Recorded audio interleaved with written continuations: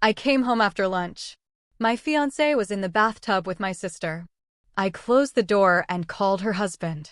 Get here now, there's something you have to witness. And when he walked in and saw it, can you even imagine walking into your own home, completely innocent, only to find your entire life collapsing around you? What would you do if the two people you trusted most were literally caught, naked, laughing together in your bathtub? Because that's exactly what happened to me, and the aftermath was nothing short of a living nightmare. It was just another lunch break. I zipped home, totally forgot some contract files on my kitchen table, Just a quick in and out, or so I thought. But the moment I stepped through my front door, this weird, heavy quietness hit me. It felt like the house exhaled, like it had been holding its breath for far too long. And then, I saw it. My sister's car, parked all crooked in my driveway. The hallway lights were on, even though I knew I'd turned them off that morning. And upstairs, from my master bathroom, the very same one my fiancé used every single day, I heard it. The faint echo of running water. That was the exact second my stomach dropped. The exact second my entire world began to tremble beneath my feet. Because deep down, I already knew. Even before I heard the soft, breathy laughter drifting through the steam. My sister was in the bathtub. And my fiancé was in there with her. I froze at the foot of the stairs. Just froze. Listening. The water pattering, slipping down porcelain. And then their voices. His deeper tone, her soft, familiar reply. Oh God. I just didn't want to believe it. My mind was screaming for a logical explanation, anything that didn't involve betrayal. But my heart moved ahead of me. It already knew the truth, even before my brain allowed the thought to form. Something inside me cracked open. Not loudly, no, not dramatically at all. It was quiet, insidious, like a thread giving way in a sweater you've cherished for years. I took a breath, slow and foreign, and I started climbing those stairs. On the third step, a memory flashed.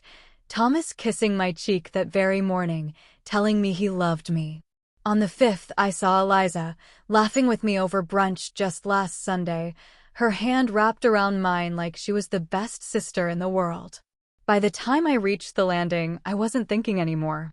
I was simply walking into the moment that would split my life into a before and an after. The bathroom door was cracked open, just enough for steam to curl lazily into the hallway. I could see the fogged mirror, the soft glow of white lights, and the edge of the tub. My hand pushed the door before I could convince myself not to, and it swung wider. There they were. Thomas leaned back against the porcelain, arms stretched out comfortably along the sides of the tub, wet hair plastered to his forehead. And Eliza, my sister, sitting between his legs, her bare shoulders glistening, fingers tracing patterns across his chest as if she owned him. They were laughing about something, some private joke, until Eliza's head tilted and her gaze caught mine in the mirror. Her smile froze first. Then Thomas's. He turned, his eyes wide, seeing me standing in the doorway like a ghost they had conjured. For a moment, none of us spoke. The water churned around them. Steam curled upward. Droplets slid down their skin. The entire scene was obscene in its intimacy. Painfully familiar and hideously foreign all at the same time. Eliza's voice cracked first. "And Maddie, this isn't, don't move," I said. And even I didn't recognize the calm in my own voice. It cut through the room like cold steel. Thomas's mouth opened, but no sound came out. His eyes were wide with disbelief. No, not disbelief. Panic. I stepped forward and reached for the small key that hung beside the towel rack. We never used it, not until now. I closed the door on their stunned faces and turned the lock. The metal clicked with a sound so sharp it sliced something inside me free. "Maddie!" Eliza shrieked from the other side. "What are you doing? Let us out." Thomas started banging his palm against the door. "Meline, don't be ridiculous. We can talk." "No," I said, backing away from the door with a stillness that felt utterly unnatural. "You'll stay exactly where you are." I walked into my bedroom, shut the door, and picked up my phone with hands that were steady in a way they absolutely shouldn't have been. My body felt like it was floating, my heartbeat oddly distant. I scrolled through my contacts until I reached the name I needed, Grant Rowe. My sister's husband. The man who trusted her completely. The man whose entire world was about to collapse. He answered on the second ring, cheerful, completely unaware of the wreckage forming under his feet. "Hey, Maddie. What's up?" "Grant," I said softly, my voice still eerily calm. "I need you to come to my house right now." A beat of confusion. "Is everything okay?" "No," I said. "But you need to see it for yourself." I hung up before he could ask anything else. Down the hall, Thomas and Eliza kept alternating between begging and shouting. It didn't matter. Nothing they said mattered anymore. I sat on the edge of the bed. The bed Thomas and I had shared for 3 years. And I let the wave of realization wash over me. The signs had been there. Little ones. Thomas stepping outside to take calls he claimed were work-related. Eliza dropping by more often, asking if Thomas was home, with a tone that now made my skin crawl. That moment at Thanksgiving when I walked into the kitchen and found them standing far too close, their conversation stopping so abruptly it felt like hitting a wall. But I trusted them. God help me, I trusted them both. Footsteps approached the door, and Thomas spoke again, softer this time. "Maddie, please open the door." "You don't understand." "Oh, I understand perfectly," I replied. Silence. And then Eliza's voice, trembling. It didn't mean anything. It was comfort, she tried. "It was betrayal," I said, standing up. Just then, the doorbell rang downstairs. My heartbeat picked up for the first time since I opened that bathroom door. I took one last breath and descended the stairs.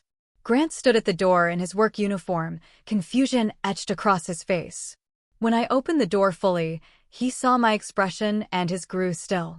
"Maddie," he whispered. "What happened?" "They're upstairs," I said. "Together." He blinked. "Once." "What do you mean by together?" "In my bathtub," I said. "I locked them in."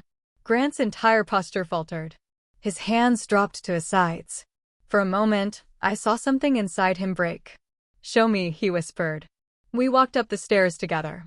Neither of us spoke. On the landing, he heard Eliza's voice through the door, her pleading, her panic, and something in him collapsed completely. He reached for the doorknob, but I touched his arm. "Don't." "Not yet." He swallowed hard, staring at the door as though it were the edge of a cliff. "How long?" he asked, his voice cracking. "I don't know," I whispered. "But long enough." Another blow landed against the door from inside, followed by Thomas's voice. "Maddie, what are you doing? This is insane." Grant flinched as if the words struck him physically. He leaned his forehead against the wall, hands trembling at his sides. "She was my wife," he whispered. "My wife." I lowered my gaze. "And he was supposed to be my husband." That was the moment the air shifted between us, not romantically, but painfully, deeply human. Two people standing on the same battlefield, wounded by the same two weapons. Grant straightened slowly. His voice grew steady. "What do we do now?" I looked at the locked bathroom door. The steam still whispered beneath it. The muffled voices inside were fading into frantic whispers, panic sinking its claws deeper. "We start," I said quietly, "by letting the truth destroy the right people this time." And for the first time since discovering them in my bathtub, I felt something new rising inside me. Not rage, not grief, but a kind of clarity so sharp it almost hurt.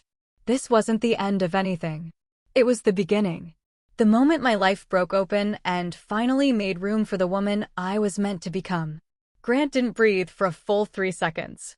His eyes stayed locked on the closed bathroom door, as if staring hard enough could force reality to rewrite itself, undoing what neither of us could unsee.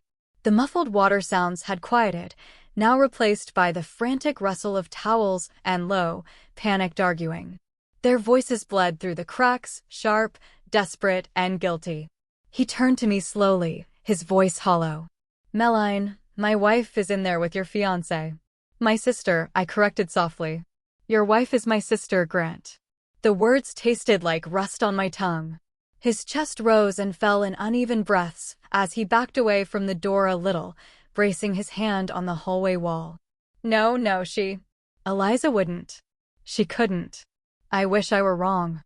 He kept shaking his head as if denial alone might reverse what we both heard and seen.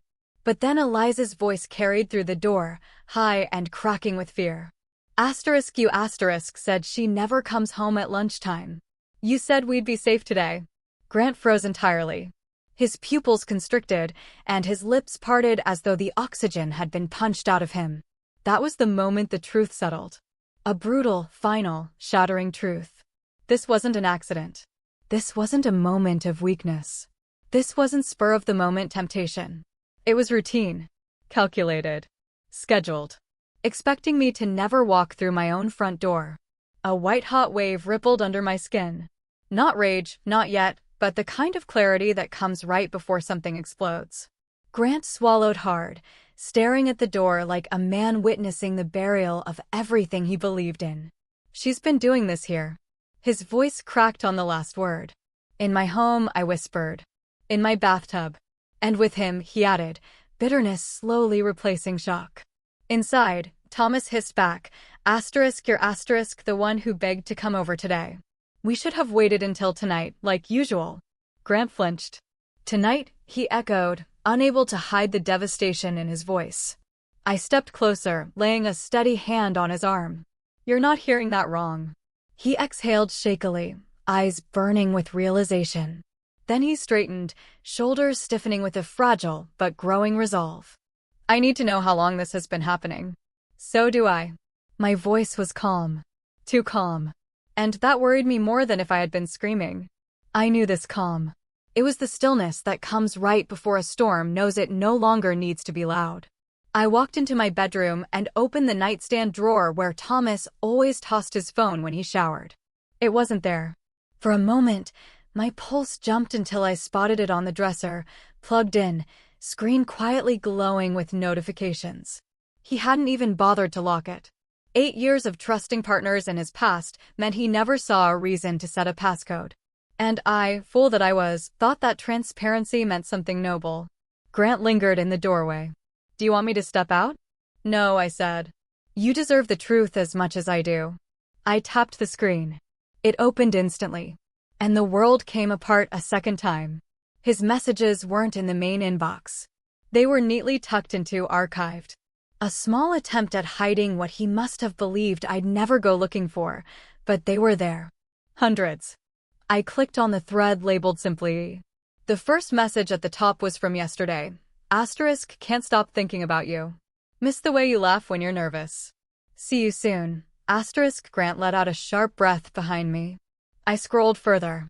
3 days ago. She'll never check my phone. Relax. And the kids won't notice I'm gone for an hour. Eliza's reply. I love that you make me feel alive. Grant pressed a fist to his mouth. He looked like he might be sick. You okay? I asked softly. No, he whispered. But keep going. I scrolled deeper. Way deeper. 3 months back. The earliest flirtation surfaced like a knife from the murky dark. Last night was incredible. Wish we didn't have to sneak around. Wish things were simpler. Eliza had answered with a photo, shoulders bare, smiling in a way she never smiled around me. Grant looked away, jaw tight. It wasn't just physical, he whispered. She was connected to him. My stomach tightened. Emotionally invested. But the worst part wasn't the sweetness of their messages. It was the strategy. The careful planning. The mentions of my schedule. Mads works late Thursday safe. She has a client call at 2, house empty. She doesn't check bank statements often. Or the way Eliza mocked me. Your fiancée is too trusting. She'd never suspect us. She thinks I'm helping you with wedding stress. Cute. I stopped breathing for a moment. Then I came across one that nearly buckled my knees. Once we're married, she'll merge finances. We'll have access to her inheritance soon. Bile rose in my throat. Grant stepped close enough to see the words. Then he whispered, she knew about your inheritance. I must have told her months ago. When I was thinking about setting up a trust fund, I whispered. And she used that information to plan this. My hands trembled, not from fear, but something colder, sharper, a clarity that burned. I scrolled again. More messages. Worse messages. We should tell them soon. I feel bad. Thomas's reply. Asterisk not yet. If we wait, she won't get half in a split. Let me secure everything first. Then we can be together openly. Asterisk Grant stared at me, eyebrows knitting in horror. He wasn't just cheating. He was preparing to strip you of everything you own. It seems so. But why would she? Why would Eliza? She's always envied me, I whispered. But I never thought she hated me. He rested a hand on the dresser, steadying himself. And I never thought she was capable of this kind of cruelty. A loud thud hit the bathroom door. Maddie! Eliza! Screamed. Maddie, you can't do this. Please open the door. Her desperation was almost surreal. She sounded more terrified about being trapped than about what she'd done. Thomas's voice followed, rough and urgent. Meline, this is insane. Just let us talk. I glanced at Grant. He met my eyes with a haunted expression. They're losing control, he said. And they know it. Something shifted in him. Something hard and resolute. He stood straighter, wiped his face once, and breathed deeply. We need to gather everything, he said. Every message, every detail. They plan to dismantle our lives. We're going to dismantle theirs. He was right. I sat on the bed and kept scrolling. Each message was another fracture in the illusion I'd lived in. Another revelation of how long they'd been weaving their deceit. One in particular made Grant visibly tense. Asterisk if her sister keeps pushing, we'll move sooner. We can even consider full custody later. Asterisk Grant froze. Custody. Custody. She wanted my children. She wanted your life, I said quietly. Just like she wanted mine. His face flushed with disbelief and fury. She would have torn my boys from me. Eliza doesn't see consequences, I whispered. Only desires. He paced the room once, twice, then leaned over the dresser, gripping the edge until his knuckles whitened. She manipulated me into believing we could fix things, he whispered. She held my hand 2 nights ago and told me she wanted to rebuild our marriage. And then she came here the next day, I said, with my fiancé, and planned a future with him. And planned to rewrite our lives without us, he finished. We stood there in a silence that wasn't empty. It was full. Too full. Full of betrayal, full of clarity, full of a shared wound that neither of us asked for. Inside the bathroom, their arguing escalated. This is your fault. Eliza shrieked. Asterisk you asterisk said she never comes home. You insisted on today. Thomas snapped back, we could have waited. I'm tired of waiting. I'm tired of being the secret, she screamed. Grant's eyes widened. They've done this before? Many times? Yes, I whispered. And then the blow that sealed their fate. You promised me we'd start our new life soon. Eliza cried. Once her inheritance is secure. Grant inhaled sharply. I closed my eyes. When I opened them again, something inside me had settled. I looked at Grant. We need to record everything else they say. He nodded. I started the voice memo app and set the phone on the floor beside the door. You know what hurts the most? Grant whispered. I didn't see any of this. I thought we were building something back. I didn't see it either, I said. Because we loved people who didn't love us back. He exhaled, long and trembling. So, what do we do now? I slowly straightened, feeling the weight of my own bones grounding me. Now, I said, we take control of the story.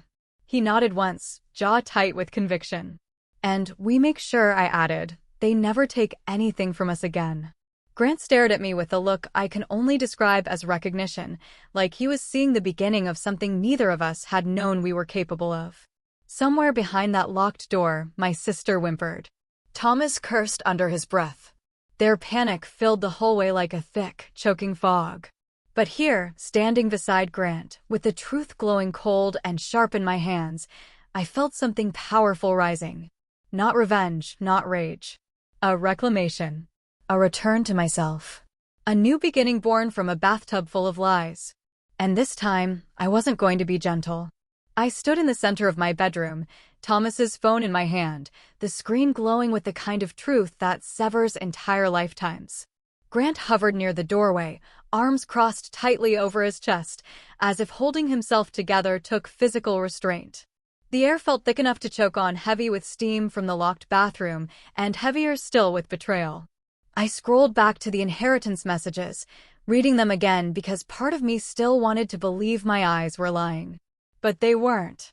Every word stared back like a bruise I couldn't cover. Asterisk will have access to her inheritance soon. Once we secure everything, we can move forward. She'll sign whatever he asks after the wedding. Asterisk, a coldness crawled beneath my skin. Grant stepped closer. Madeline. What exactly did they mean by inheritance? I hesitated. Talking about it made it more real. My parents left me part of their estate.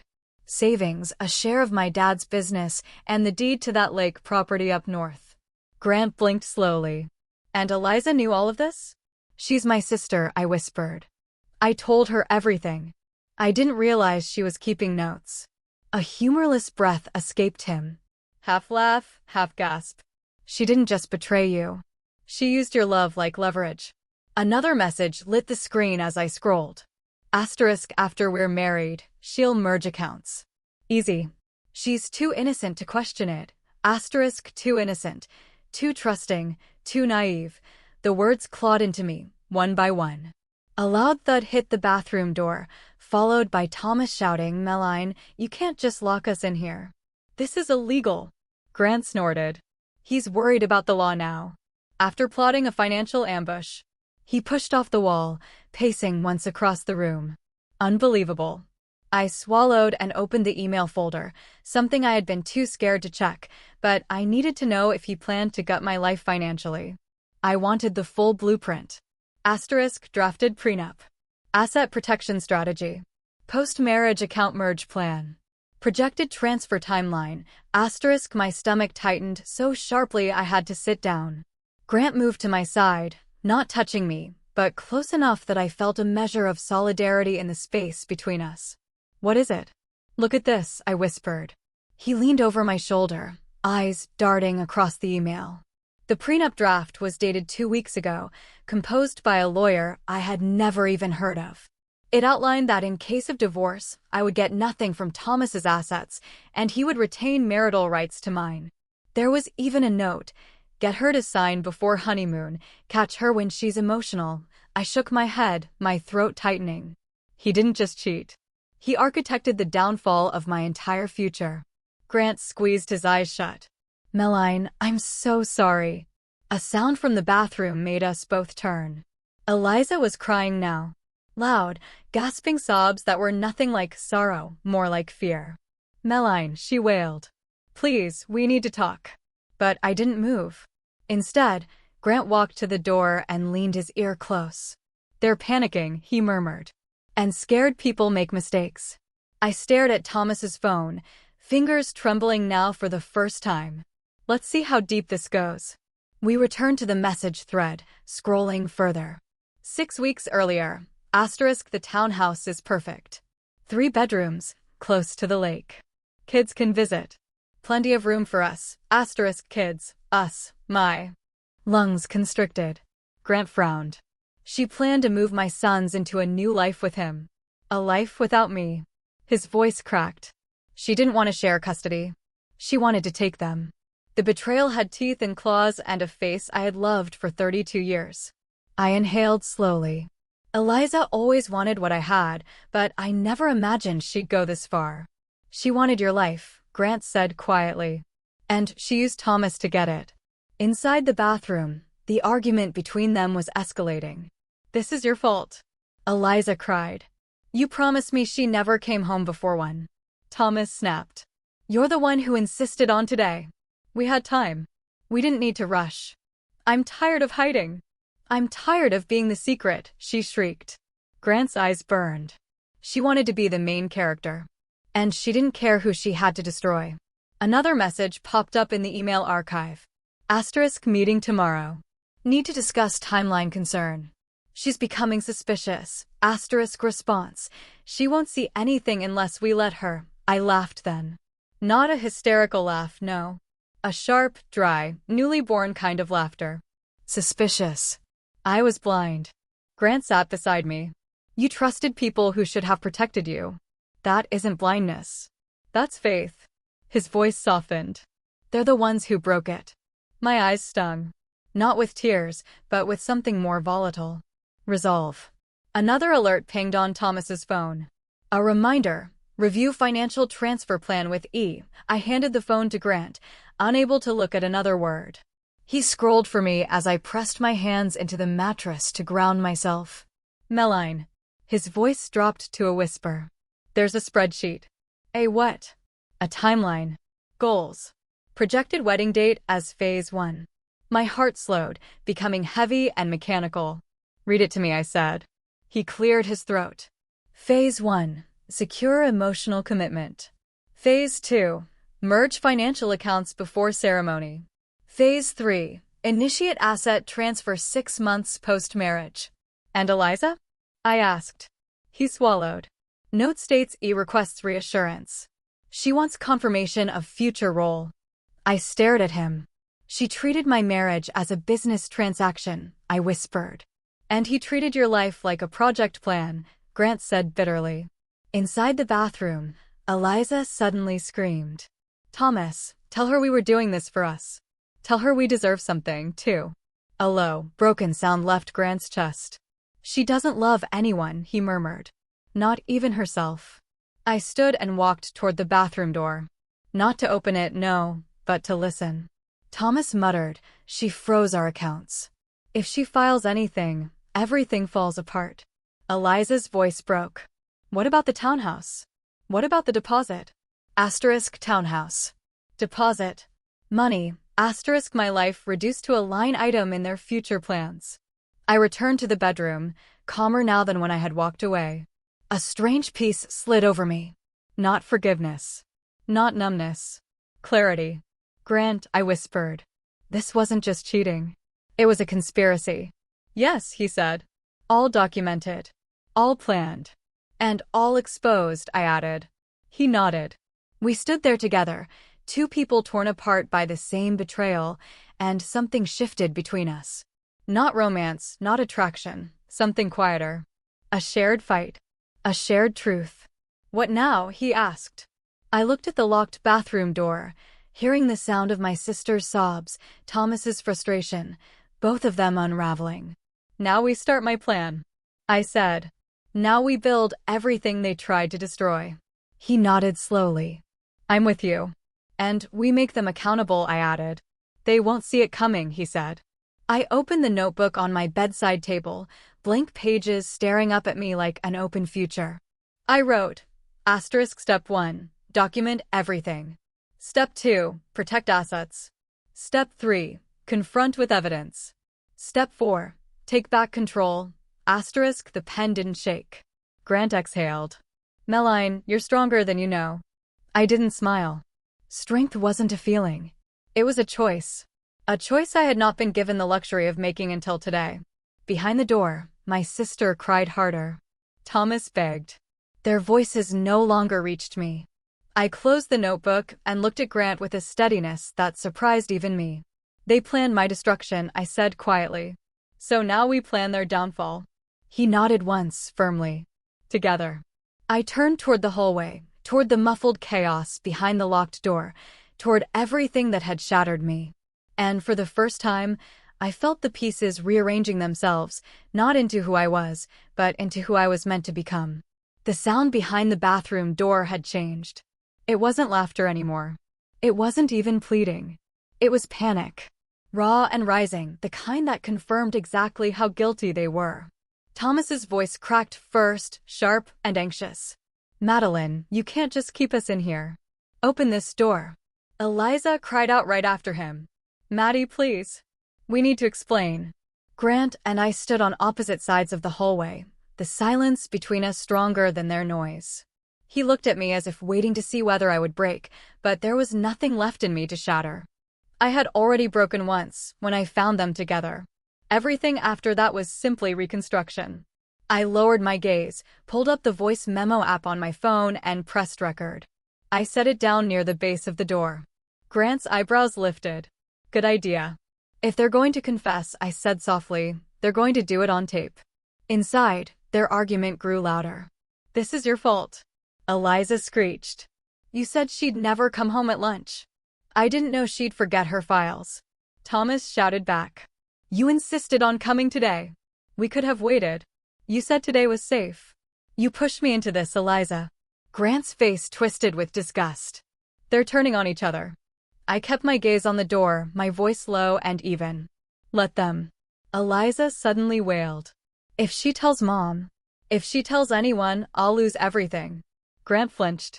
She's not worried about hurting us. She's worried about consequences. More frantic movement. Something fell over, a shampoo bottle, maybe, but the noise didn't matter. Their words did. Every syllable was another nail in their own coffin. Then Thomas shouted, You promised we'd be careful. You told me she trusted you blindly. My stomach nodded, but my face stayed still. I leaned closer to the door and said, You're right about one thing, Thomas. They both froze. The sudden silence was so absolute it vibrated. My voice was steady cold. I trusted her and I trusted you. That's exactly why this is never going to end the way you want it to. Eliza whimpered. Maddie, please. We didn't mean. Stop, I cut in. Save it. Your words don't matter anymore. I could almost feel them shrink on the other side of the wood. Grant stepped closer, arms folded tightly across his chest. They deserve everything coming to them. He called out sharply, Eliza. How long has this been going on? She didn't answer at first, but then the sound of her crying deepened, almost childlike. First, I don't. No, don't lie, Grant said, his voice slicing through the air. You lied to me for months. Don't do it again. Silence. Then, 3 months, she choked out. Maybe more. Grant's jaw clenched. More, he repeated under his breath, confirming what we already knew. I pushed away from the door and walked to the dresser where Thomas always left his wallet. I picked it up, opened it, and sifted through receipts. Not because I needed more evidence. I already had plenty, but because I wanted to know how far the deception went. Grant came to stand next to me. Anything? I pulled out a folded hotel receipt. Asterisk Lakeside Inn, Deluxe Suite. 2 guests. Charge to tea, revel. Asterisk Grant's jaw dropped. That was the weekend she told me she had migraines. He let out a harsh, bitter laugh. Migraines, right? I didn't respond. I opened Thomas's wallet again and found another slip of paper. This one, a scribbled note in Eliza's handwriting. Tomorrow lunch, door unlocked. Grant stared at the note as if seeing the bones of his marriage laid bare. She wrote reminders, he whispered. God. Inside the bathroom, the tone changed again. No more yelling. Now it was whispering. Fast, frantic, fearful. She's going to ruin us, Thomas muttered. You said we'd be safe. Eliza hissed. You said. Shut up for once, he snapped. Grant lifted his head sharply, expression pinched. They're scared. They don't know what we're planning. Good, I murmured. Their panic fueled my strength. I stepped closer to the door again. Eliza. Her breath hitched audibly. Yes. Do you remember when you told me I was your best friend? My voice was almost gentle. Yes, she whispered. I meant it. You were lying, I said simply. She sobbed loudly. No, I wasn't. I was just confused. Thomas made me. He didn't force you, Grant said sharply. You went to him willingly. Her silence confirmed it. We heard you, I added. We heard everything. A choked gasp sounded from inside. Then frantic knocking. You're recording us. Thomas yelled. Meline, this is insane. No, I replied. This is clarity. Grant let out a breath, shaking his head with something like awe. You're stronger than both of them combined. I didn't feel strong. I felt awake. Awake in a way I hadn't been for years. I walked to the nightstand, opened a drawer, and pulled out my notebook. My safe place for lists, recipes, reminders. I flipped to a blank page and wrote down the first line, protect everything they tried to take. Grant watched me from the doorway. What now? Now we gather all the evidence, I said. We secure my accounts. We freeze anything they touched. And then I tapped the pencil on the page. We let the truth do the rest. He nodded. I'll stand with you. I believed him, because unlike Thomas and Eliza, he hadn't asked for this.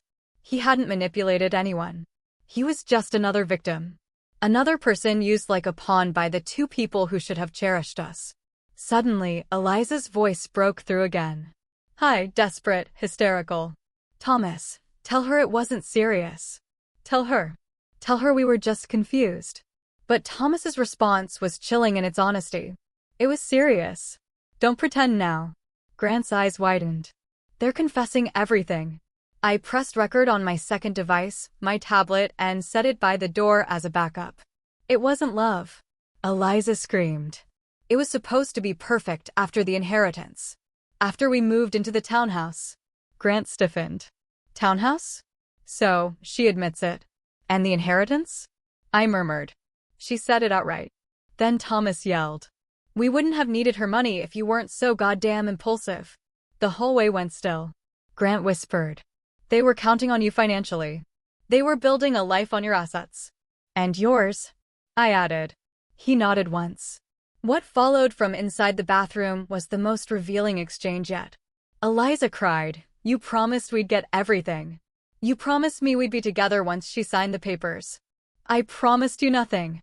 Thomas snapped. You were the one who kept pushing for more. You said I was better for you than she ever was.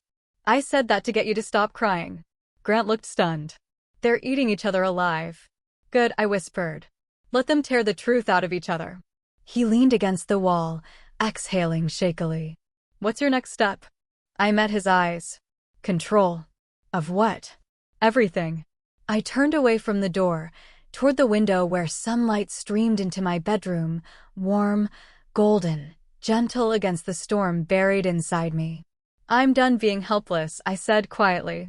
I'm done being the woman they thought they could blindfold. Grant stepped closer, voice steady. And what kind of woman are you now? I stared at the notebook page. The one who chooses what happens next. Behind me, Eliza slammed a hand against the door. Maddie, please don't do this. I'm your sister. I didn't turn. You were my sister, I said. But you stopped acting like one a long time ago. Her sobbing grew louder, messier, more hollow. Thomas's muttered curses echoed faintly behind her. They were unraveling, and for the first time, I realized I no longer was. Grant looked at me with a mix of admiration and sorrow. What now? I closed the notebook, picking up my phone with calm certainty. Now, I said, I call my lawyer. Grant nodded. Good. Let's end this. And as I walked out of the bedroom, leaving the locked bathroom behind us, I felt a sensation that almost startled me. Strength. It didn't roar. It didn't burn. It simply settled into me like a truth I had been waiting my entire life to discover. Marjorie Quinn arrived at my house with the kind of calm presence that made you believe a storm could be navigated with a single conversation. She stepped inside without hesitation, her leather briefcase in hand, her silver hair pulled back neatly, her gaze sharp enough to slice through the panic simmering upstairs. Grant closed the door behind her. And for a moment, the world seemed to pause. Tell me everything, she said simply. I didn't waste a second. I handed her Thomas's phone, already open to the messages that had gutted my life. She adjusted her glasses and scanned each line with measured precision. Not reacting the way a friend might, with outrage or shock, but with the analytical mind of someone assembling a case brick by brick. Grant pointed upward. They're still in the bathroom, he said. Locked in. Marjorie raised an eyebrow. Good. Less opportunity for them to destroy evidence. Inside the bathroom, the muffled argument intensified, as if they sensed reinforcements had arrived. Marjorie glanced at the ceiling and nodded approvingly. If they're panicking, they're confessing. She looked at me. Have you recorded anything? I gestured to the phone by the base of the door. Yes. And a backup? She asked. Grant lifted my tablet. It's running too. She smiled slightly. Excellent. She scrolled further through Thomas's messages, lingering on the inheritance references, then moving to the archived emails. When she reached the prenup draft, her expression hardened. This isn't just cheating, she said. This is premeditated financial exploitation. The words felt like validation and devastation at once. Grant paced a few steps, rubbing a hand over his jaw. We suspected, but hearing you say it, it's exactly what it looks like, she confirmed. They plan to merge accounts, funnel assets, and protect themselves legally while stripping you of your rights. My pulse thudded painfully. What do we do? We protect your inheritance first, she said. And we use their panic to secure more evidence. As if on cue, Eliza cried out from the bathroom, her voice cracking like glass. Thomas, she's going to freeze everything. We'll lose the townhouse. Marjorie's eyebrows lifted. Townhouse. I nodded. They planned to move into one. On your money, Grant added bitterly. Marjorie tapped her pen against her notebook. We'll need to document that. We moved into my bedroom, and she set up her binder on the bed. The room, once a sanctuary, now felt like a war room. She opened to a blank page titled Emergency Asset Protection. Step 1, she said, freeze all shared or vulnerable accounts immediately. Step 2, file for an injunction preventing either party from accessing or transferring funds. Step 3, gather verbal admissions. Behind the door, Thomas shouted. Meline, listen to me. You're overreacting. This wasn't supposed to go this far. Marjorie smirked. Keep talking, she murmured under her breath. I sat beside her as she took notes. He had a spreadsheet, I whispered. He labeled my wedding as Phase 1. That will destroy him in court, she said calmly. Divorce judges despise calculated deceit, especially involving finances. She pulled up my banking app and guided me through securing each account: savings, checking, trust funds, investment portfolios. Every tap she directed felt like taking one more piece of my life back from him. Grant sat across from us, scrolling through additional records on Thomas's phone. Suddenly, he froze. There's more, he said, his voice tightening. Marjorie and I both looked up. What is it? I asked. Grant turned the screen toward us. Eliza paid Thomas. He pointed. Look, a $3,500 withdrawal labeled consulting fee. My stomach dropped. She paid him. Marjorie clicked her pen. Financial collusion. This is gold. Grant's voice cracked. She paid him to betray you and to betray me. I swallowed hard. They were a team. A criminal one, Marjorie corrected. They exploited your trust for personal gain. This will not end well for them. Inside the bathroom, another argument erupted. You promised we'd get the money. Eliza sobbed. You said it would be easy. It was supposed to be. Thomas snapped. Until you demanded more. Marjorie nodded at the door. Move closer. Get this clearly on the recording. Grant placed the phone right beside the gap beneath the door, angling the microphone inward. Then came the next blow. Eliza screamed, What about the inheritance? You said she'd sign everything because she trusted you. Thomas hissed back, She would have if she hadn't shown up. Marjorie mouthed the word perfect and scribbled furiously on her pad. I felt sick, dizzy, grounded, and empowered all at once. It was surreal watching their conspiracy unravel, not with dramatic revelations, but with their own voices breaking under pressure. Marjorie straightened. Meline, I need you to clarify something. Your parents' estate. Did Eliza receive her portion? I shook my head. Not yet. My father wanted her to be more stable first. Marjorie leaned back. Then this explains her motive. Jealousy, desperation, entitlement. Combined with Thomas's greed, it became a perfect storm. And we were the casualties, Grant muttered. No, Marjorie corrected gently. Casualties don't rise. Survivors do. Something in me steadied. A sudden knock came from the door, so forceful it rattled the frame. Meline, Thomas shouted. Unlock this door. We can fix this. No, I said. He banged again. You don't understand. I understand exactly, I replied quietly. And so will the court. There was another stretch of frantic whispering inside. Then Eliza wailed. She's going to ruin us. She's going to ruin everything. Grant muttered, You did that yourselves. Marjorie stood and approached the door. Her expression composed and predatory. Thomas, she called, her tone sharp and professional. How long has this affair been happening? Silence. Then shuffling. Then Thomas's voice, dripping with fear and irritation. Who is that? I'm Meline's attorney, she said. And I need clarification. Did this affair begin 3 months ago or earlier? You can't use this in court, he shouted.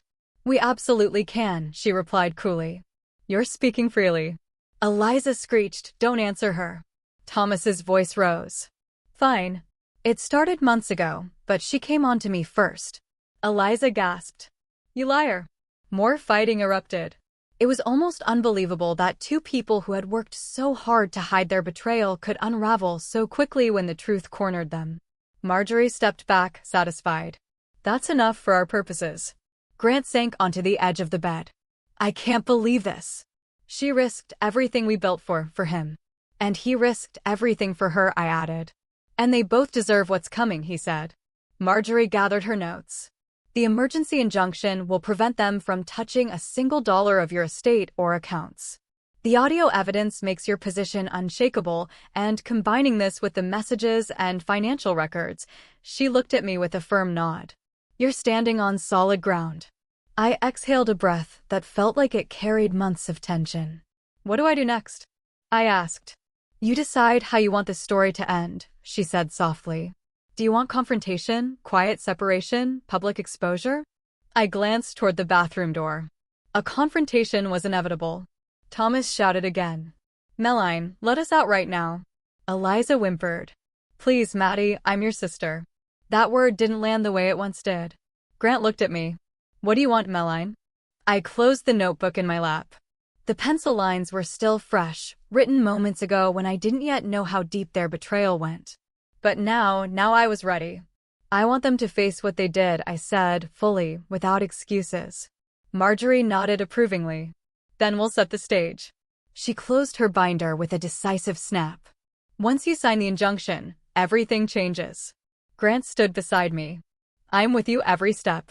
I looked at the door one last time, hearing the rising panic inside, the undoing of the lies they'd crafted so meticulously. And for the first time since this nightmare began, I felt something powerful take root in my chest. Control. Strength. Choice. Let's do it, I said. And in the hallway, the house seemed to hold its breath, waiting for the moment everything would shift. Grant stood beside me as Marjorie finished drafting the emergency injunction. The printer hummed in the corner of my bedroom, spitting out the pages that would change the course of everything Thomas and Eliza had planned. The faint scent of paper and ink filled the room, oddly grounding in the middle of chaos. When Marjorie handed me the packet, my hands didn't shake. Sign here, she said, tapping her pen on the first page. I read the header, Petition for Emergency Asset Protection.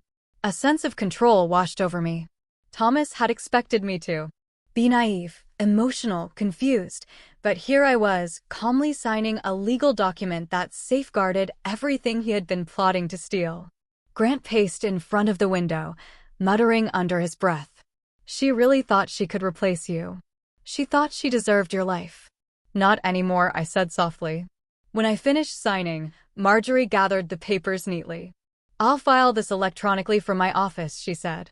In 2 hours, everything will be frozen. He won't be able to access a dime. A bang hit the bathroom door, jarring the silence. Meline, Thomas shouted, his voice raw. If you freeze those accounts, you'll ruin us. Us. The word made my skin crawl. I stepped into the hallway, staring at the door with a strange calm. There is no us, I said. There never was. There was me and the two of you plotting behind my back. Grant joined me, his face tense. You ruined yourselves, he added sharply.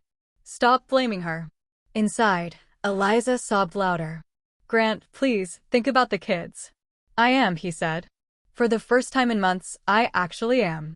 Another knock sounded, not from the bathroom, but downstairs. 3 short, heavy raps against the front door. Marjorie lifted her head. Expecting someone? No, I said. Grant frowned. Maybe one of the neighbors saw my truck. We went down together. My heart thudded, not with fear, but anticipation. When I opened the door, Officer Dana Wells stood on my porch, her blue uniform crisp in the afternoon light. She was a familiar face, my neighborhood's community officer, someone who had helped coordinate our safety meetings.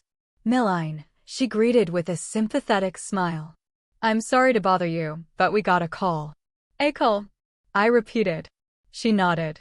Someone inside your house reported they were being unlawfully detained. Grant's eyes widened. They called the police? Officer Wells held up a tablet. Anonymous report, but they said 2 people were locked in a bathroom and feared for their safety. I closed my eyes for a slow second, inhaling deeply. Of course. Officer, I said calmly. Everything is under control, and they're not in danger. That's not what the caller says, she replied gently. I do need to check on them. Marjorie stepped forward like a shield. Officer Wells, my name is Marjorie Quinn, attorney at law. I represent Ms. Arden. There has been no unlawful detainment. Ms. Arden simply exercised her right to secure her home after discovering a domestic betrayal. Officer Wells blinked. Betrayal. Marjorie lowered her voice. Her fiancé and her sister are upstairs in her bathroom, unclothed, having been caught in the middle of an affair. Officer Wells's jaw dropped slightly. Oh. Grant ran a hand through his hair. It's exactly what it sounds like. She pressed her lips together. Okay then. Why are they locked in? Because, Marjorie said coolly, they attempted to flee, destroy evidence, and manipulate the situation. My client acted to preserve safety and documentation until legal counsel arrived. Officer Wells nodded slowly. We've seen this before. Sadly, she sighed. I still need to confirm they're unharmed. Procedure. We let her upstairs. When we reached the bathroom door, Thomas immediately began pounding. Officer, thank God. She's keeping us trapped. You have to let us out. Eliza's voice echoed behind him. They're trying to ruin our lives. Officer Wells looked at me. Is the door locked? Yes, I said. And you'll unlock it when you're ready. She nodded. Please step back. I did. Grant stood beside me. Marjorie took notes. Officer Wells knocked firmly. This is the police. I'm opening the door. She motioned to me.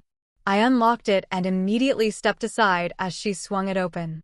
Steam billowed out first. Then Thomas and Eliza, wrapped in towels, dripping, eyes wild like cornered animals scrambling for sympathy. Thomas pointed at me instantly. Arrest her. She trapped us. Officer Wells held up one hand. Sir, calm down. Eliza stepped forward, mascara streaking down her cheeks. She's crazy. She locked us in. Dana's gaze flicked between them, unimpressed. You two look unharmed. Were you at any point threatened physically? No, Eliza muttered. But was there any attempt to harm you? No. Did she lock you in before or after discovering the affair? Dana asked pointedly. Their silence was answer enough. Dana exhaled slowly. You are not victims of a crime. You are victims of your own choices. Thomas stared at her in disbelief. She can't do this. She didn't, Dana said. You did. Grant let out a shaky breath. Marjorie spoke next. Officer, we would like them removed from the home so Ms. Arden can proceed with securing her property. Officer Wells nodded. Absolutely. Eliza's jaw dropped. Removed? You can't remove me from my sister's house. No, I said coldly. But I can ask you to leave. I have a right to be here, she snapped. This is my home, I reminded her. You forfeited your right to it when you chose to violate it. Thomas stepped toward me, eyes pleading. Meline, please don't do this. We can fix this. Officer Wells stepped between us. Back up. He froze. I stared at him, searching for the man I once loved. But all I saw was a stranger wrapped in a towel in fear. You didn't break my heart, I said. You freed me. His face fell. I turned to Eliza. You were my sister. I still am, she cried. No, I whispered. You're not. That broke her. She crumpled against the sink, sobbing. Marjorie cleared her throat. Officer, please escort them outside. While they dress, we'll retrieve their clothes. Thomas glared. You can't make us leave. Officer Wells crossed her arms. Sir, you can, or I can arrest you for disorderly conduct and trespassing at a residence you were explicitly told to vacate. They both fell silent. Minutes later, after Grant tossed them their clothing and the officer stood guard, Thomas and Eliza were ushered downstairs. Before leaving, Thomas looked back at me, eyes glassy. Meline, please. I love you. It was almost laughable. You loved what you thought you could take from me, I said. Not me. Grant stepped closer. A steady presence. Time to go, he told them. Officer Wells guided them out the door. When the door finally shut behind them, the house fell into a silence that rang with something new. Not betrayal. Not anger. But reclamation. Marjorie placed a hand on my shoulder. You handled that with more dignity than they deserved. I didn't feel proud. I didn't feel victorious. I just felt free. Grant's voice was soft when he spoke. You okay? I nodded. Not yet, but I will be. He offered a small, tired smile. We both will. Marjorie collected her things. Next step is filing the injunction and preparing for the fallout. She looked at me. Are you ready for what comes next? I looked toward the empty hallway. The bathroom door still ajar, steam fading like ghosts leaving the room. Yes, I said. And for the first time, the word felt like truth. I'm ready. The moment the front door shut behind Thomas and Eliza, the house exhaled like it had been holding its breath through every scream, every confession, every betrayal. Silence settled thick and trembling like dust after a collapse. I stood in the middle of the hallway, staring at the empty doorway where they'd just been. Escorted out, and I felt an unexpected wave of dizziness sweep through me. Grant noticed immediately. Sit, he said gently, guiding me to the living room sofa. I sank into the cushions, my body aware of 1,000 aches I hadn't felt until now. Adrenaline had carried me through the storm upstairs, through police intervention, through legal declarations, through betrayal laid bare. But now that the noise was gone, my body finally understood that it had survived something catastrophic. Grant crouched in front of me, searching my face. It's hitting you now, he said softly. It always hits after the shock fades. I breathed slowly, deliberately. I'm okay. You're in shock, he said again, more firmly. Anyone would be. Before I could respond, Marjorie walked in from the dining room. Her binder tucked beneath her arm. Meline, you need to hydrate, she instructed. Shock dehydrates you faster than heat. Grant immediately stood and went to the kitchen. I could hear the sink turn on, water filling a glass. When he returned, he pressed it into my hands like it was something fragile. I took a long sip. The water tasted like clarity. Marjorie sat across from me. Now that they're out, we move into phase 2. I blinked. Phase 2. She nodded. Public protection, professional protection, emotional insulation. This is where you fortify everything they attempted to shatter. Grant sat beside me, folding his hands. We're doing this together. For a moment, I couldn't speak. I just listened to the quiet hum of the refrigerator, to the soft creaking of the house settling, to the faint echo of my heartbeat as it found a calmer rhythm. Then I whispered, start with what I need to do next. Marjorie flipped open her binder. We need to call your employer. Not because you did anything wrong, but because they need to understand why you won't be in for the remainder of the day, and possibly tomorrow. I'm not ready to explain this, I murmured. You don't have to, she reassured me. You just tell them you had a domestic emergency. The specifics are your choice. Grant nodded. I'll call mine too. They should know. There was a subtle shift in the room when he said it. Not romantic, not intimate, but aligned. We were two people thrown into the same war now, planning strategy side by side. Marjorie continued. Next, we secure your electronics, change passwords, enable two-factor authentication, and check for anything he may have accessed recently. My stomach dropped. He knew my passwords. Grant's eyes widened. All of them. We shared them. Not everything, but enough. Marjorie sighed. Then, assume he has been monitoring your accounts for weeks. A chill ran down my spine. Weeks. Perhaps months. The realization hit me like cold water. Thomas hadn't been careless. He had been prepared. Organized. Grant reached for my phone. Let's fix that right now.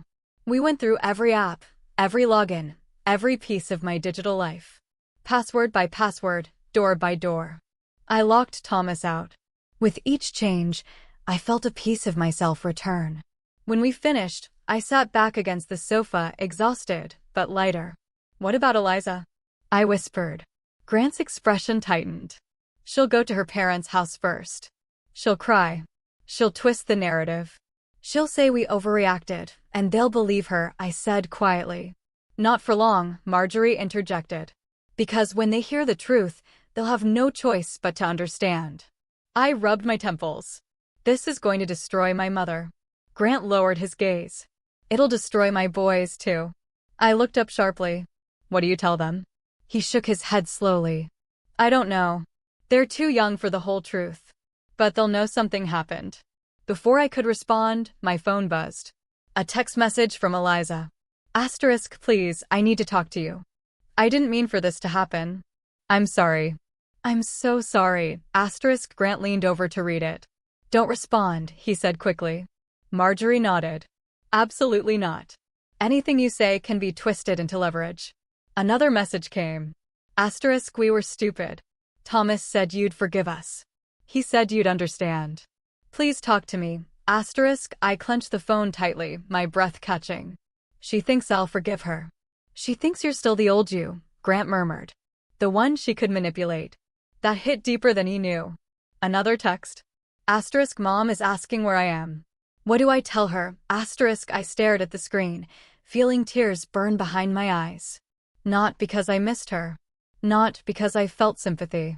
But because this was the sister who once braided my hair before school, who once held my hand at our parents' funeral. Now she wanted me to write her alibi. Grant took the phone gently. You don't owe her anything. Not an explanation, not a lie, not comfort. I nodded, but my throat felt tight. More messages came.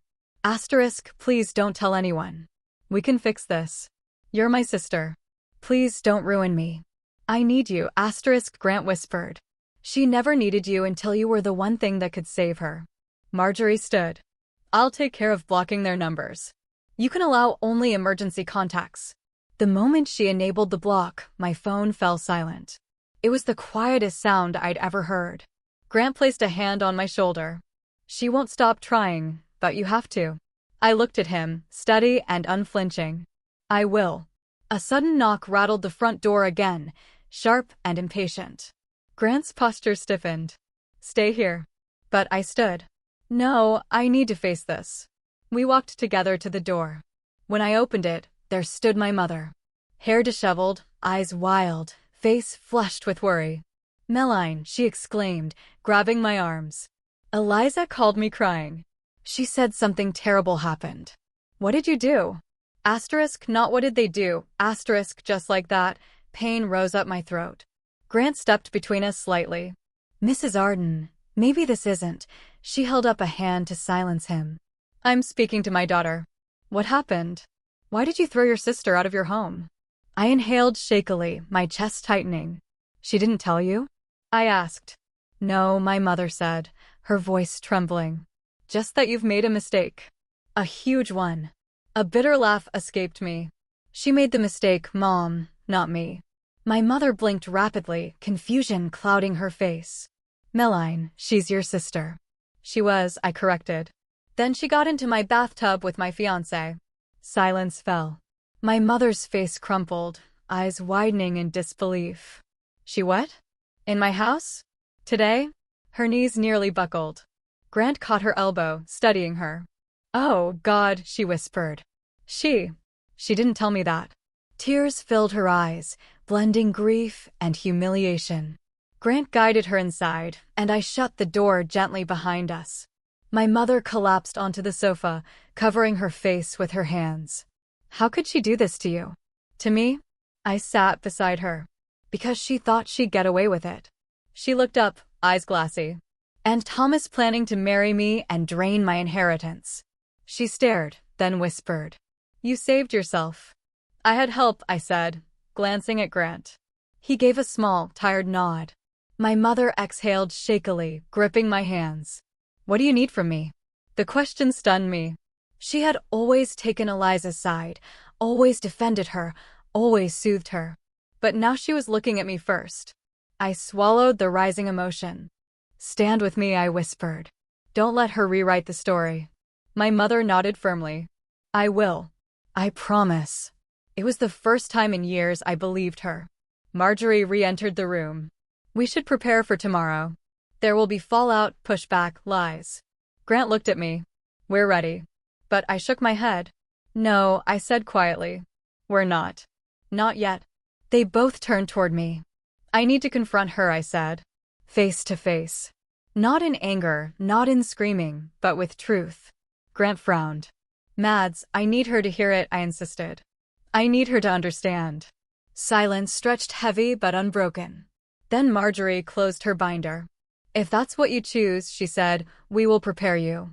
Grant placed a steadying hand on my back. And for the first time that day, I didn't feel like I was standing alone. Tomorrow, the real confrontation would begin. And this time, I would walk into it, aware, awake, and unbreakable. I barely slept that night. The house was quiet, too quiet after the chaos that had shaken its walls only hours earlier. I lay awake in my bed, staring at the ceiling, listening to the soft hum of the air conditioner and the occasional creak of wood settling. Everything felt foreign. My bedroom, my sheets, the faint trace of Thomas's cologne on the pillowcase beside me. It all felt like a crime scene rather than a home. At sunrise, I finally got up. My body felt heavy, but my mind was strangely clear. Today, I would confront my sister. Not with rage, not with screaming, but with the truth she had tried so hard to bury. Today, I would take back the narrative she had attempted to rewrite. Downstairs, I found Grant in the kitchen, leaning against the counter with a cup of coffee. His eyes were tired, his shirt wrinkled, but he straightened the moment he saw me. "You didn't sleep," he said softly. "Neither did you." He didn't deny it. "You ready for this?" I inhaled deeply. Ready enough. We sat at the kitchen table, the morning light filtering through the blinds. For a moment, it felt almost normal, as if we were two friends having early breakfast rather than two betrayed partners preparing for emotional war. "Marjorie texted," Grant said, sliding his phone toward me. "She'll meet us at her office. She thinks it's smart to go over everything first so you're calm and grounded before you face Eliza." I nodded. "She's right." Grant studied my face. "Mads, whatever happens today, remember that you don't owe Eliza forgiveness or understanding or compassion." A small smile tugged at my lips. "Then what do I owe her?" He hesitated. "Closure. On your terms." I looked down at my hands. Closure. I wasn't sure if I even knew what that meant anymore, but I knew I needed to see her. To look her in the eyes and understand how someone I grew up with, someone I shared bedrooms and secrets and meals and childhood dreams with, could betray me with such precision. "Where is she?" I asked. Grant exhaled. "At your mother's house. She slept there last night." Of course she did. Running home, crying in familiar arms, painting herself as a victim in a story where she had been the villain all along. I stood. "Let's go." The drive to Marjorie's office was quiet.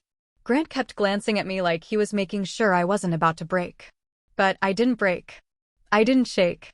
I didn't even cry.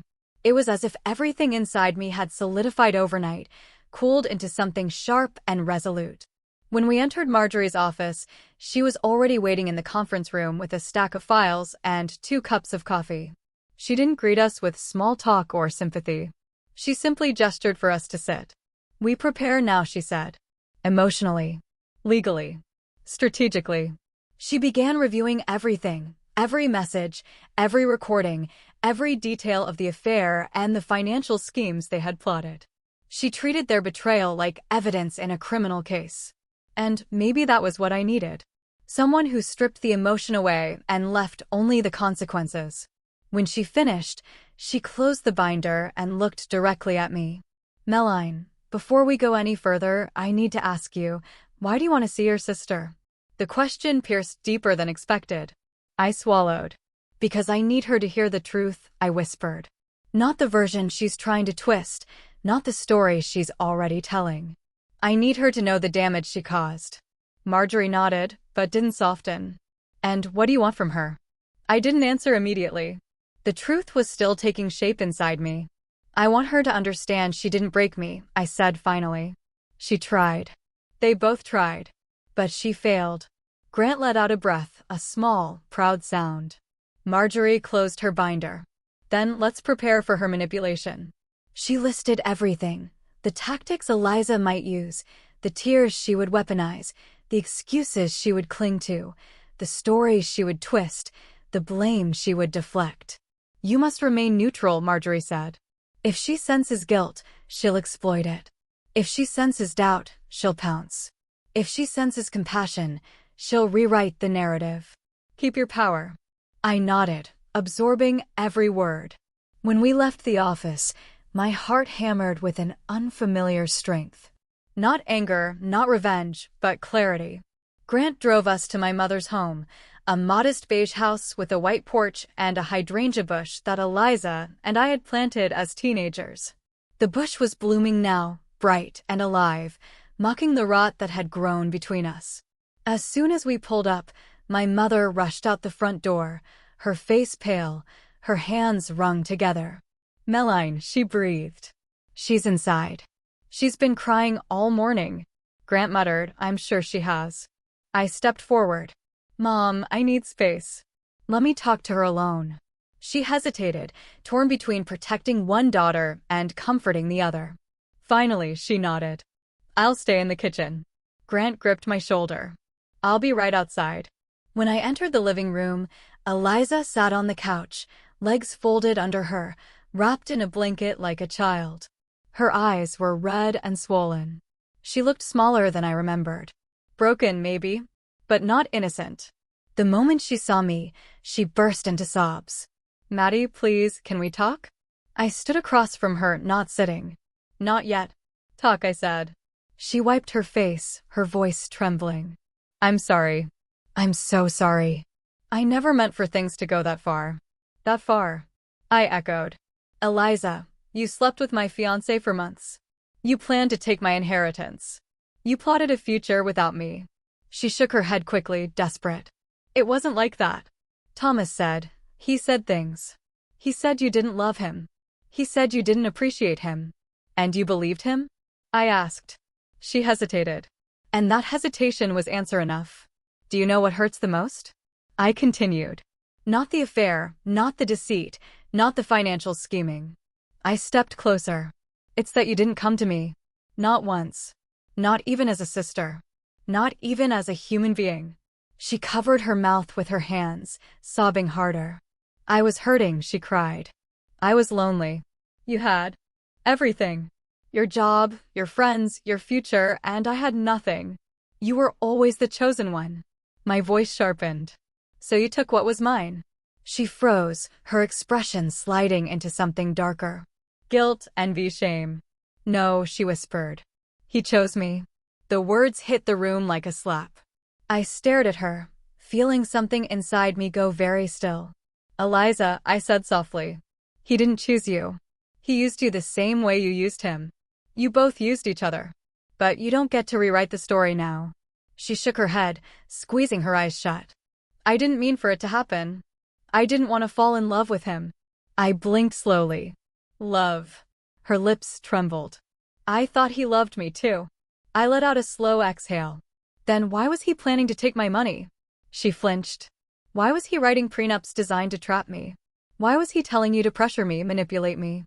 Why was he timing my schedule down to the minute so you could sneak into my home?" She covered her ears. "Stop. Stop. Stop." "No," I said quietly. "You stop." She opened her eyes. "Look at what you did," I whispered. "Really? Look." Her gaze trembled, glistening. "I didn't want to hurt you. You didn't care if you did." Silence stretched thick between us. Finally, she whispered. "What do you want from me?" The question I had asked myself all night finally had an answer. "Honesty," I said. "Not excuses, not tears. The truth." Her throat bobbed. "I was jealous of you. My whole life. I felt like I was always living in your shadow. And when Thomas looked at me, it felt like for once someone saw me." My stomach twisted. Not with sympathy, but with understanding. "And instead of getting help, instead of telling me how you felt, you destroyed what we had." "I didn't mean to," she cried. "But you did," I said softly. "And now we live with the consequences." Her voice dropped to a whisper. "Can you ever forgive me?" I looked at her, really looked, and realized something important. "I don't hate you," I said. Her eyes widened with hope. "But I don't trust you, and I don't owe you forgiveness." Her hope shattered like thin glass. "Maddie, I'm not here to fix you," I said. "I'm not here to comfort you. I'm here to tell you that I'm done letting you take from me." She dissolved into tears again. I stood. That's all I came to say. When I walked out of the living room, Grant was waiting, leaning against the doorway, arms crossed, eyes searching mine. "You okay?" he asked. I nodded slowly. Yes, for the first time. Yes. He offered his hand, and I took it, not romantically, but in solidarity. Together, we walked out the front door, leaving my sister behind with the truth she could no longer twist. And for the first time in my life, I felt the world shift in my favor. Grant drove us back to my house in silence. But it wasn't the suffocating kind that crushes a person. It was the kind that lets everything rearrange itself quietly inside your chest. The kind that makes you realize confrontation doesn't always end in screaming.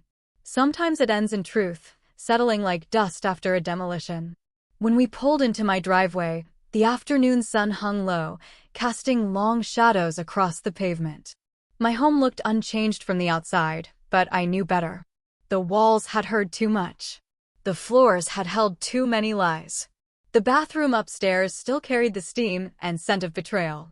Grant cut the engine and rested his hands on the steering wheel, exhaling a long breath.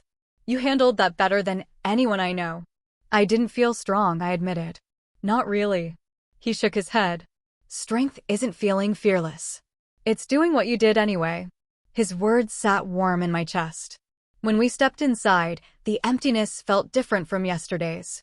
Not hollow, not terrifying, just clean, like something poisonous had finally been drained out. But our peace didn't last long. A car door slammed outside. Grant and I both turned toward the window. A dark gray sedan sat crooked in the driveway. Thomas's. The sight of it made the air tighten.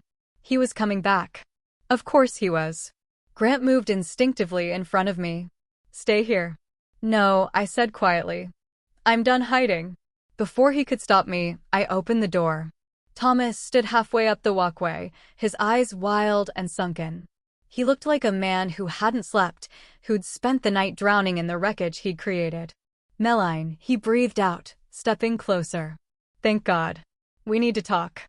Grant stepped forward too, shoulders squared. You shouldn't be here. Thomas ignored him, eyes fixed only on me. I made a mistake, he said quickly. A terrible one, I know, but everything's spiraling out of control. We can fix this if we just talk privately. The audacity would have been laughable if it weren't so familiar. There's nothing to fix, I said. No, don't say that. He rushed another step forward. I still love you. I never stopped loving you. Grant scoffed. You loved her so much you took her sister to bed. Thomas glared at him. This is between me and her. No, I said, it's between all of us now. He swallowed, eyes glassy. Look. Eliza was vulnerable. She was confused. I was trying to help her, but things escalated. I didn't plan it. Yes, you did, I said. I saw the messages, the spreadsheets, the prenup. You planned everything. He froze just for a fraction of a second, but enough to reveal the truth. Then he shook his head desperately. It wasn't like that. You're misinterpreting things. I was trying to protect us. You know how stressful finances can be. Stop, I said sharply. He flinched at my tone. I'm not blind. I'm not stupid. And I'm done listening to you twist my reality. A muscle jumped in his jaw. Meline, please. That lawyer is getting in your head. She's protecting me, I corrected. Something you never intended to do. Grant folded his arms. Get to the point, Thomas. Why are you really here? Thomas looked at me with something brittle in his eyes. Fear, guilt, entitlement. The police took statements this morning. I need you to clarify that I wasn't holding anyone against their will. You weren't, I said.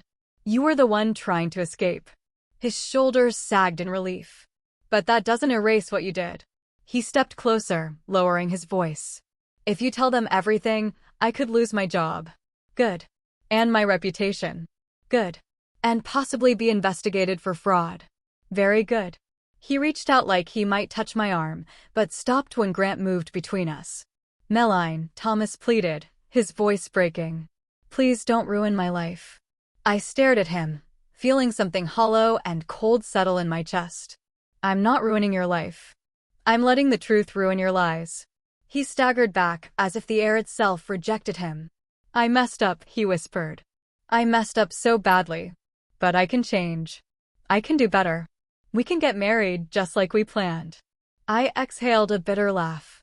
You were planning my financial demise, not our wedding. You're twisting it, he insisted. I was preparing, strategizing, thinking long term.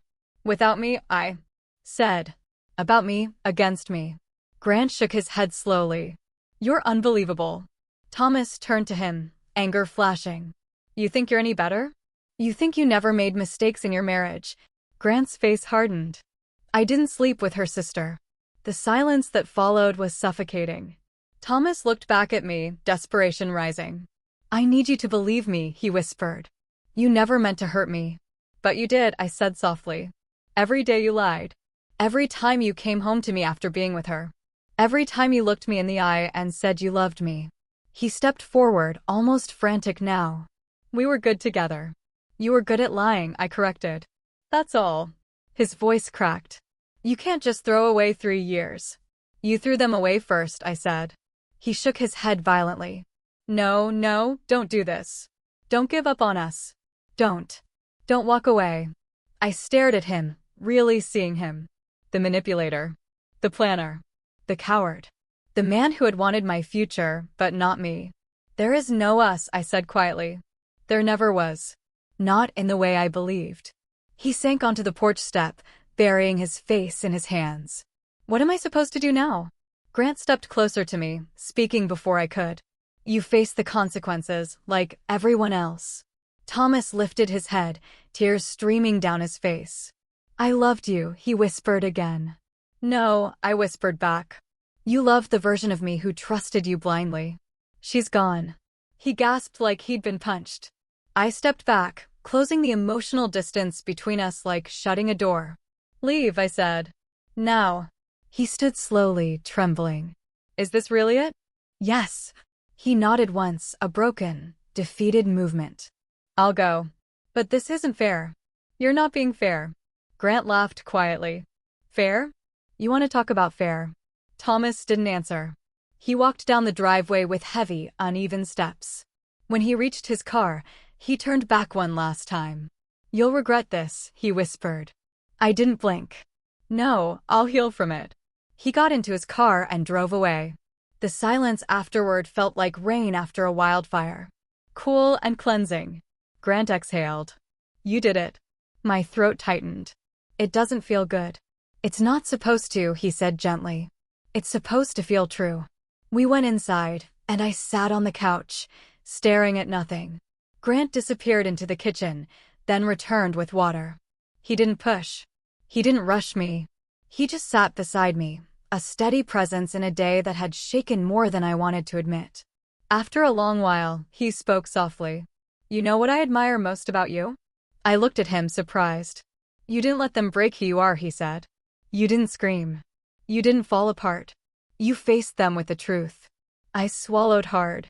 I didn't feel brave. That's exactly why you are, he replied. For the first time, I let my head rest against the back of the sofa. My eyes closed. My heart slowed. And for the first time since the bathroom door opened yesterday, I felt something quietly, tenderly hopeful. Freedom. Not from Thomas, not even from Eliza, but from the version of myself who once believed betrayal was the end. Now I knew better. It was the beginning. The morning after Thomas showed up on my doorstep, I woke with a strange sense of clarity. Not peace, that would come much later, but clarity. Sharp and purposeful, like stepping into cold water after hours of heat. I lay still for a moment, listening to the quiet hum of the house, the rustle of leaves against the window, the distant sound of a dog barking. Normal sounds, ordinary sounds, and yet none of them felt the same. Everything was different now. I got out of bed slowly, stretching muscles that felt sore from tension more than sleep. Downstairs, the faint clatter of dishes let me know Grant was already up. He'd stayed the night, not in a romantic way, but because neither of us trusted the quiet after what had happened, because the house felt too big, too vulnerable, too filled with echoes. When I walked into the kitchen, he stood at the stove making scrambled eggs, wearing a borrowed t-shirt of mine and looking more at home here than Thomas ever had. You're awake, he said, giving me a tired but warm smile. Barely, I replied. You should eat something. We've got a long day ahead. I slid into a chair at the table. The fallout, I said. He nodded. Marjorie texted me. A lot is coming. My stomach churned, not from fear, but from anticipation. He set a plate in front of me. You need your strength. I picked up the fork, but didn't take a bite. My mind was already racing. What if Thomas tries something else? I asked quietly. What if he goes to my work or posts something online? Grant leaned against the counter. Then we deal with it. But he's too focused on saving himself right now to start a smear campaign. I looked up at him. You're sure? No, he admitted. But I know men like him. He'll try to charm his way out of consequences first. Anger comes later. A chill crept up my spine. He stepped closer. You're not alone. Something about the way he said it made my throat tighten. I nodded, unable to speak. Soon after, Marjorie arrived with her usual efficiency. Her binder under one arm, her blazer crisp. She stepped inside like she owned the oxygen in the room. We need to talk strategy, she said without preamble. Grant handed her coffee. She accepted it gratefully, then spread documents across my dining table. There will be a legal storm these next few weeks, she said. So, we need to prepare for every direction. I swallowed. Like what? She pointed at the first document. Thomas's employer may contact you. If he attempts to hide assets or falsify information, they'll likely begin an internal investigation. Another page. Eliza's family will push for reconciliation or damage control. Your mother is already torn. Your father's side will likely take your sister's, considering their history. Another page. Thomas may try to contest the injunction. He may beg. He may manipulate. He may threaten to sue for defamation. Grant clenched his jaw. He wouldn't dare. He would, Marjorie corrected. Because he's scared. I felt my breath thin. What do I do? She looked directly at me, her expression resolute. You remain consistent. You stick to facts. You stay grounded. Do not let them bait you. I nodded slowly. I could do that. I'd survived worse than words. But then her tone softened. There's something else. I tensed. What?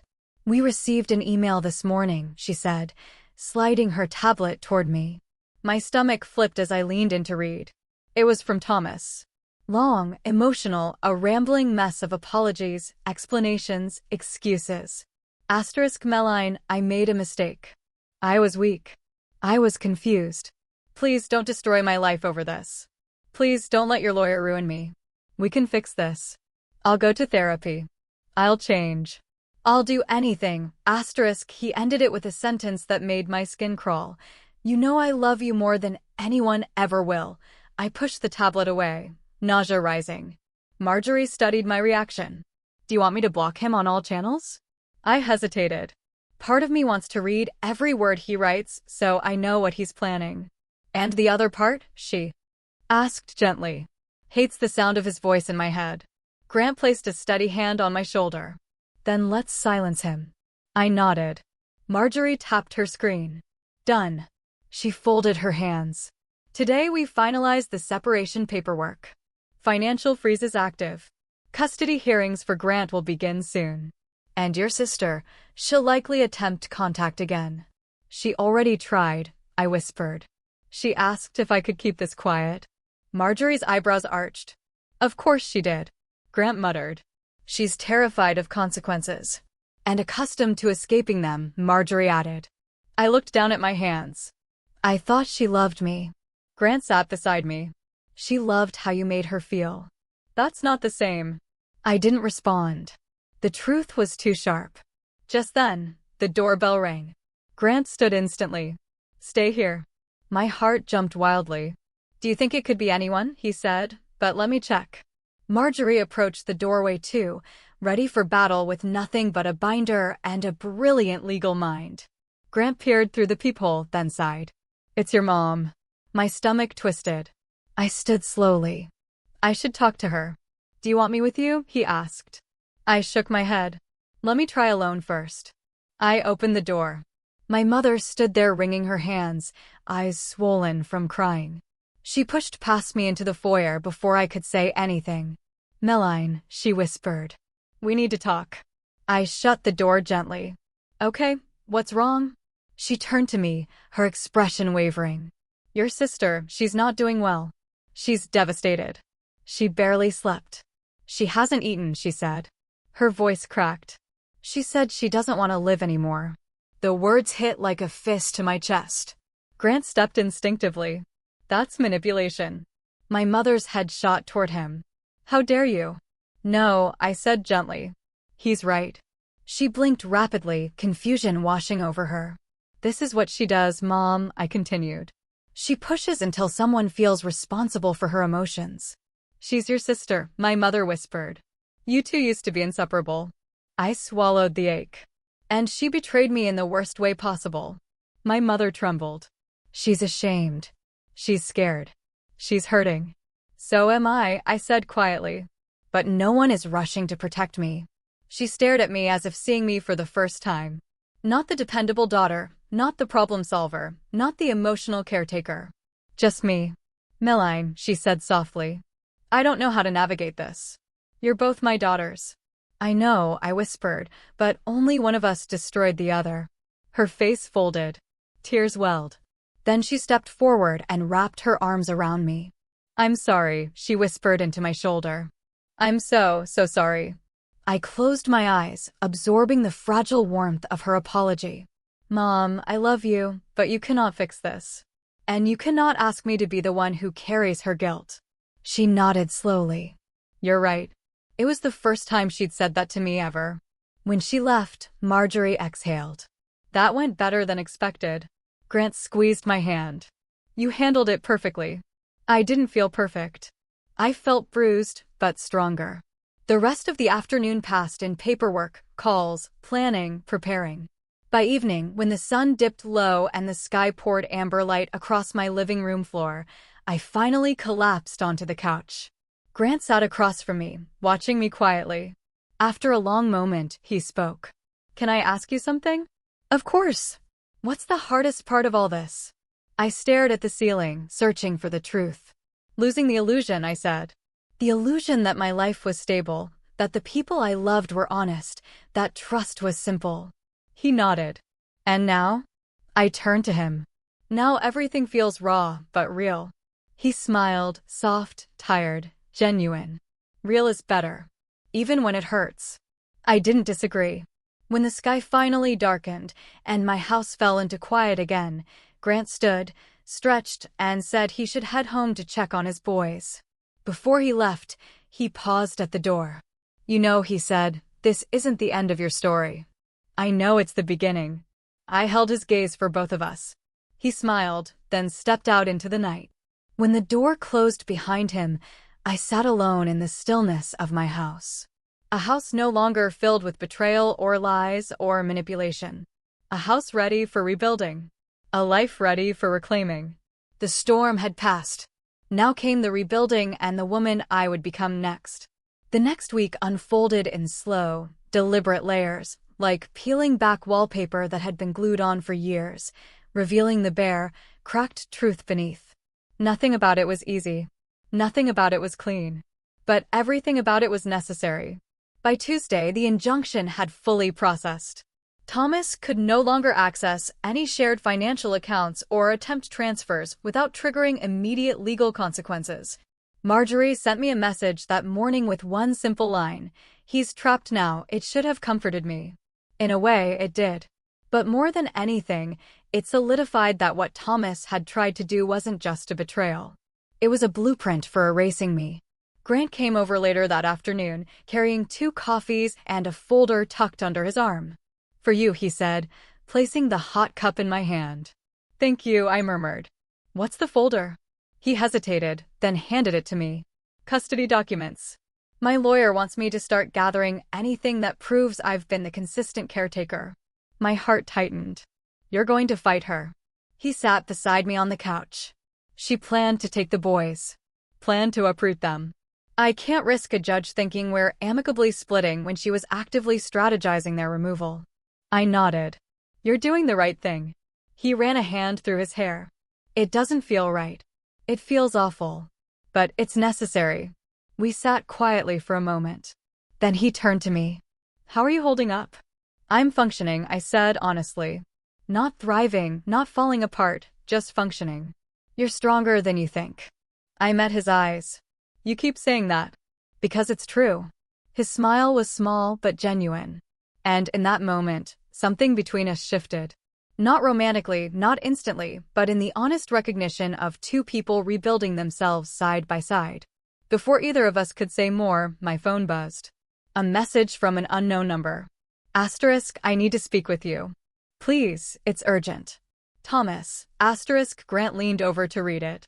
Block him. I already did, I said. He must have gotten a new number. Another message appeared. Asterisk, please don't let this go to court. We can settle this privately. Asterisk, Grant's eyes darkened. He's panicking. He should be. The next message came seconds later. Asterisk, I never wanted to hurt you. I never meant for things to escalate. I was confused. She seduced me.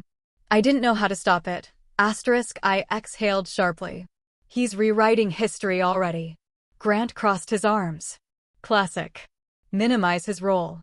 Maximize hers. And then another message. Longer. Frantic. Asterisk, I'm losing everything.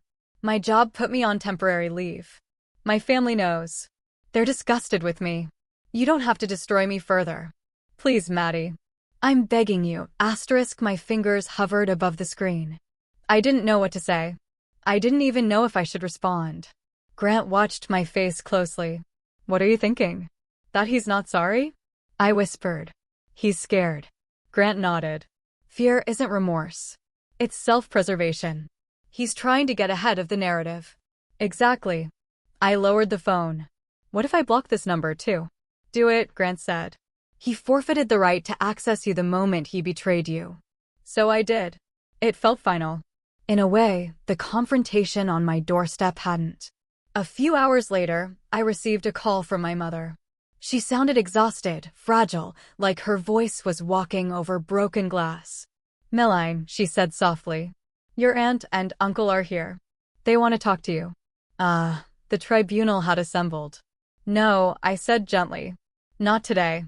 They're concerned. I'm not. She hesitated. Eliza is still crying. She hasn't gone to work. She says Mom, I interrupted. She created this disaster. Not me. A long pause. Then my mother whispered, You're right. It startled me. She had never taken my side so quickly. Maybe because this time the truth wasn't pliable. Maybe because even she couldn't paint Eliza as the good child anymore. When she hung up, Grant glanced at me. They'll try to pull you into their emotional spiral. I know. And you won't go, he said firmly. Because you've done your part. It surprised me how much I needed to hear that. Later that afternoon, Marjorie arrived with another stack of documents. She spread them across my dining table and pointed at each page with precision. This, she said, tapping the first page, is your formal declaration of separation. Sign this, and Thomas is legally barred from approaching you, your home, or your workplace. I signed without hesitation. This, she continued, tapping the second, is the petition for damages relating to attempted financial manipulation. I blinked. Damages? She looked up at me. He attempted to defraud you. That's not just morally wrong. It's legally actionable. Grant smirked. Looks like karma got paperwork. I almost laughed. And this, Marjorie said, lifting the final sheet, is a formal request for digital investigation. If Thomas accessed any of your accounts without permission, we can trace it. My stomach flipped. He knew my passwords. Exactly. Grant squeezed my hand. You're protected. All the ways he tried to control you are collapsing. A knock at the door interrupted us. We all tensed. Grant stood first, jaw tight. Stay here. He walked to the door while Marjorie and I stayed in the kitchen. Seconds later, I heard his voice, cold, incredulous.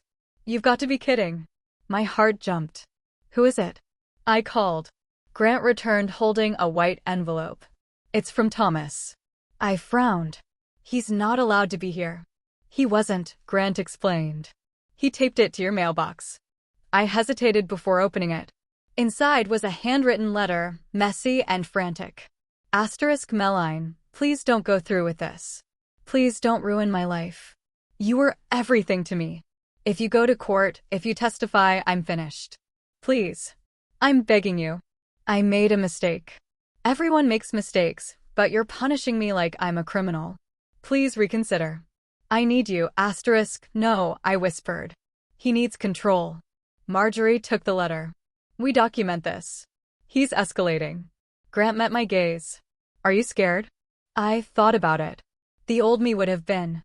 The me from before the bathtub, before the door lock, before the recordings, before the truth. But now? No, I said clearly. I'm done being afraid of him. Grant's expression softened. Good. That night, after Marjorie left and the house quieted again, Grant and I sat on the couch, the room bathed in the golden light of a single lamp. You know, he said after a long silence. You're different now. How? More yourself. He paused. Less apologetic, more certain. I stared at the coffee table. I've spent years keeping peace, making myself small so others could feel big. And now, he asked.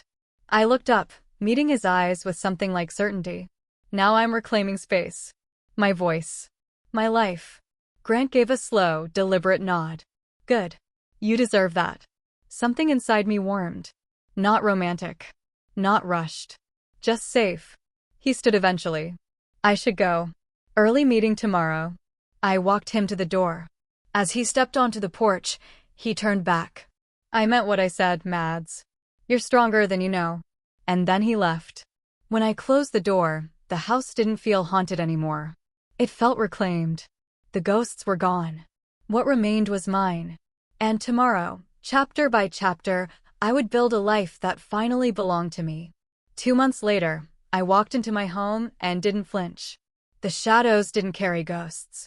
The upstairs bathroom didn't sting with memory. The house didn't feel hostile or wounded or bruised.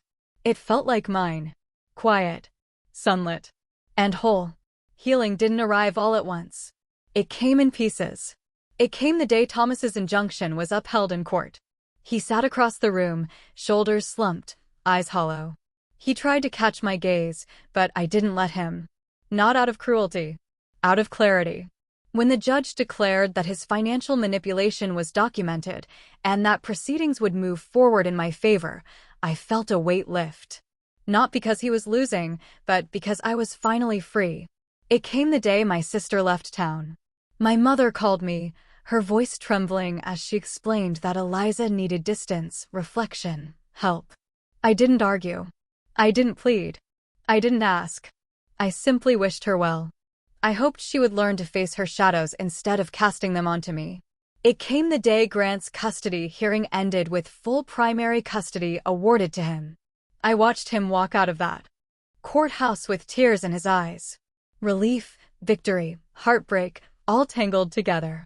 His boys ran into his arms, and he held them like they were the only stable thing he'd ever known.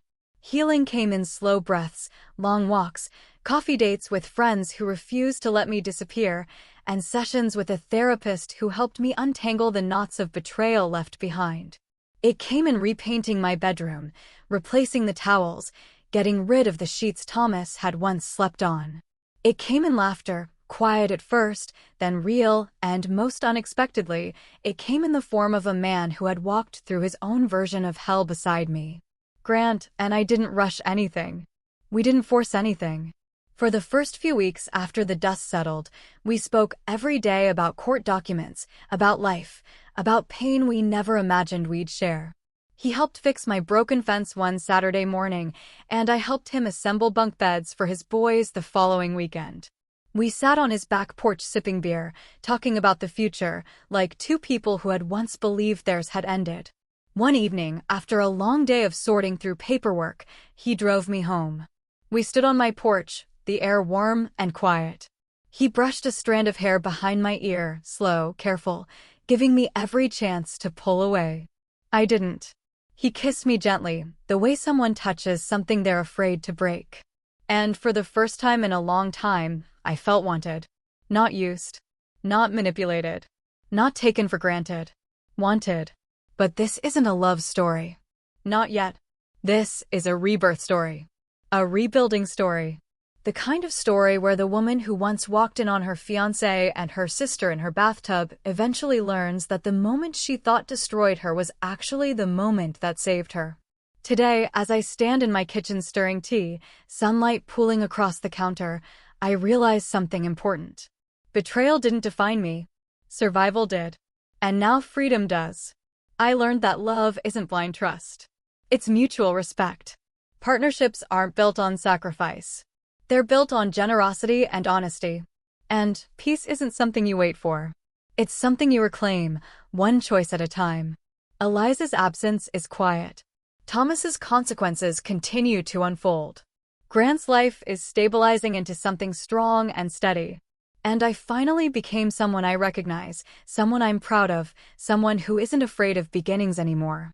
I walk through each room of my house and feel no pain, only gratitude, only strength, only the echo of a woman who stepped into fire and came out forged.